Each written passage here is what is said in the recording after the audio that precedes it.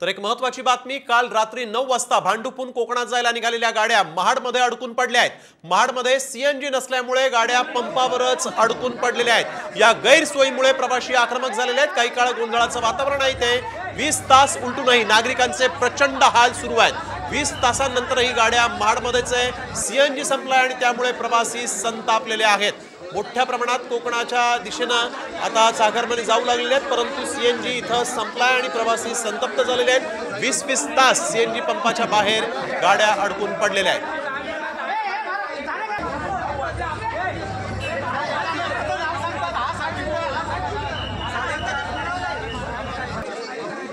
यावेळी एक महत्त्वाची बातमी, कोकणामध्ये जाणाऱ्या प्रवाशांचे प्रचंड हाल सध्या होत आहेत। महाडमध्ये सीएनजी नसल्यामुळे या गाड्या पंपावर थांबलेल्या आहेत।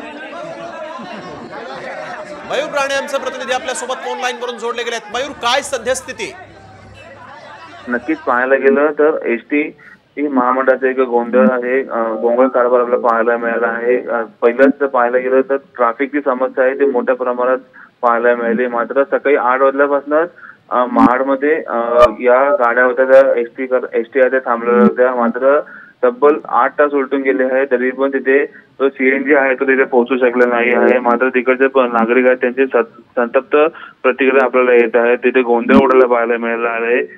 तिकडे जे अधिकारी आहेत त्यांना देखील, ज्या एसटी कर्मचाऱ्यांचे अधिकारी आहेत त्यांना देखील या नागरिकांनी घेरलं होतं। मात्र आता काही वेळापूर्वी असं समजलं आहे की तिकडे जो सीएनजी आहे तो आता ते पोहोचलेला आहे। आता काही वेळातच तिकडची जी व्यवस्था आहे ती सुरळीत चालू होईल। मात्र असं गोंधळ पाहायला मिळाला आहे की तब्बल 24 तास आता उलटून जातील, तरीही जे चाकरमानी आहेत गावच्या दिशेला निघालेले आहेत ते अद्यापही गावच्या ठिकाणी पोहोचलेले आहेत। आणि पाहायला गेलं तर तिकडे जे पाणी असेल किंवा अन्न असेल त्यांच्याकडे ते देखील संपलेले आहे, त्या देखील त्यांना तिकडे सामोरे जावे लागले आहे। धन्यवाद मयूर, आपण दिलेल्या सविस्तर माहितीसाठी। तर आपण बघतोय मोठ्या प्रमाणात एसटीनं 4500 ते 5000 बस सोडल्या होत्या आणि या बसमधला सीएनजी महाडलाच संपलेला आहे। त्यामुळे आता पुढे कसं जायचं असा प्रश्न उपस्थित झाला आहे। त्यामुळे हे कोकणात जाणारे जे चाकरमानी आहेत त्यांनी संताप व्यक्त केलेला आहे।